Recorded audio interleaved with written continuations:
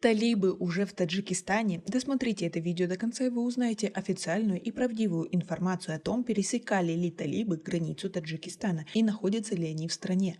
Подписывайтесь на наши обновления, чтобы всегда оставаться в курсе событий. Мы нашли, как помочь огромному количеству мигрантов, то есть нашли, как можем помочь вам найти себя и зарабатывать достойные деньги. Для того, чтобы попробовать себя в работе онлайн, при этом ничем не рискуя и не уходя с текущей работы, оставьте свои данные по Google форме ниже под видео, и мы с вами свяжемся. Участники запрещенного в России радикального движения не пересекали границу Таджикистана и Узбекистана. Об этом во время онлайн-беседы в Международном дискуссионном клубе «Валдай» заявил спецпредставитель президента Российской Федерации по Афганистану, директор второго департамента Азии МИД Замир Кабулов.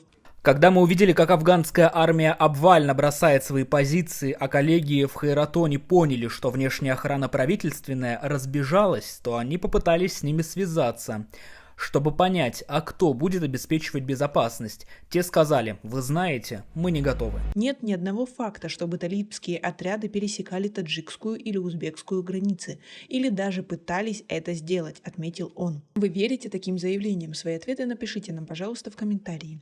По словам Кабулова, на территории Таджикистана из-за преследования боевиков сбежали как минимум 1600 афганских солдат. Перейдя за речку Пяндж, они с той стороны, уже с таджикской территории, начали обстреливать талибские отряды, сказал дипломат. В свою очередь, боевики получили приказ от своего руководства не открывать огонь по границе Таджикистана.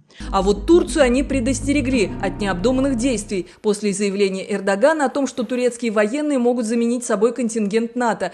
Тогда на другом участке границы эти афганские военнослужащие были переведены опять на территорию Афганистана, и часть их во фланг атаковала талибские отряды, отметил Кабулов. Союзники в Центральной Азии видят, что радикалы занимаются внутренними разборками. Они берут контроль над территориями у правительственных сил всего лишь навсего, и их не интересуют соседние страны, о чем они нам говорили последние 7 лет, заключил дипломат. Ранее представитель полит-офиса талибов Мохаммад Сахаил Шахин заявил, что они не планируют пересекать границы соседних с Афганистаном стран. Как вы думаете, теперь мы можем спать спокойно? Свои ответы напишите нам, пожалуйста, в комментарии. У нас пока на этом все. Оцените наше видео подпиской и лайком. До скорой встречи.